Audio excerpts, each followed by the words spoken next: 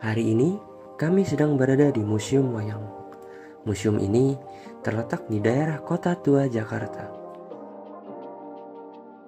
Di museum ini terdapat berbagai macam koleksi wayang dan boneka dari berbagai daerah di Indonesia, bahkan sampai dari luar Indonesia.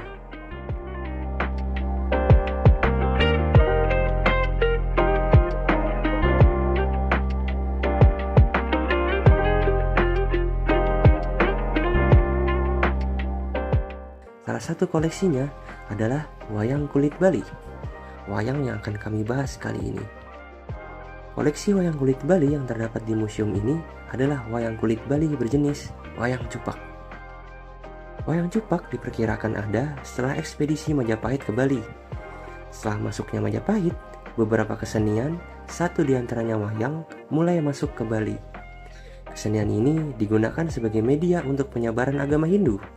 Diperkirakan wayang cupak telah muncul di Bali pada zaman Bali Madya atau zaman pertengahan. Pada awalnya, wayang cupak digunakan untuk menguatkan upacara keagamaan di kala itu.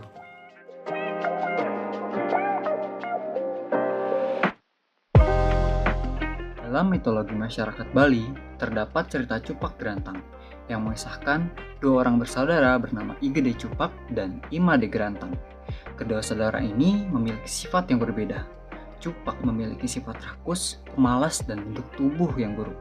Sedangkan Gerantang memiliki sifat sebaliknya. Karena begitu populer tokoh Cupak, maka wayang ini menggunakan nama Wayang Cupak. Wayang Cupak dikatakan sebagai wayang langka karena masih sedikit orang yang mau belajar menjadi dalangnya.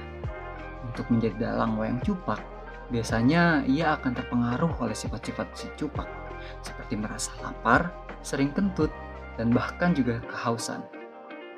Selain itu, selama mementaskan wayang ini, sang dalang sering mendapatkan cobaan secara niskala dari orang-orang tidak bertanggung jawab.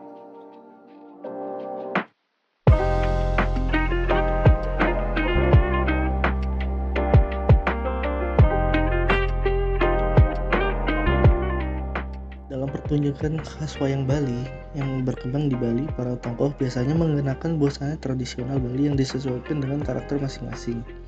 Wayang ini merupakan tokoh manusia, bukan dewa atau raksasa seperti pada wayang Purwa, dan dimainkan dalam bentuk wayang orang atau dalam drama tari.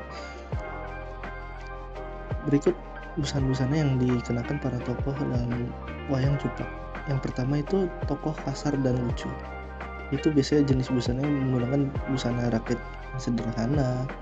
Ciri khas menggunakan kamen kain bawah yang dililitkan tidak terlalu rapi.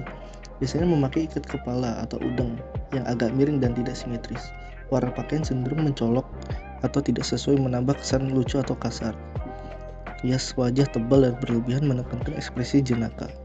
Atribut tambahan kadang membawa alat-alat menambah kesan komedi seperti tongkat dan properti lucu. Yang kedua, Gerantang, tokoh antagonis saudara Cupak. Jenis busana yang serupa dengan Cupak namun lebih rapi. Tapi busana sedikit lebih baik daripada Cupak, memakai kamen dan selendang. Udeng dikenakan lebih teratur, mencerminkan karakter yang agak licik, namun tidak sekasar Cupak.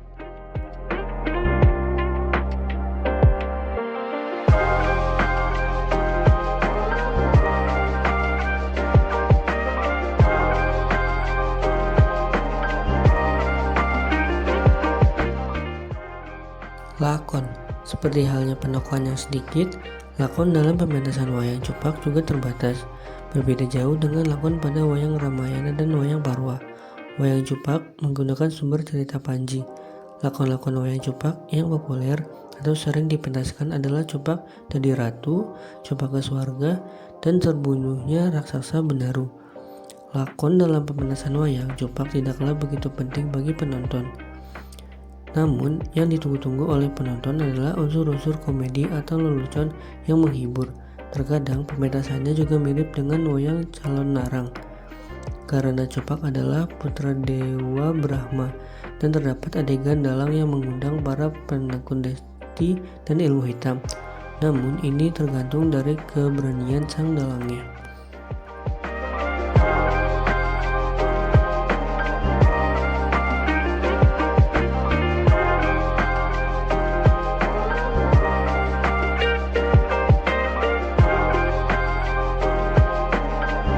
sebagai tontonan. Wayang ini juga berfungsi sebagai sarana ruatan. Wayang cupak untuk meruat anak yang memiliki sifat maupun hari lahir kurang baik. Tujuannya untuk membersihkan si anak secara skala maupun niskala, agar menjadi anak lebih baik.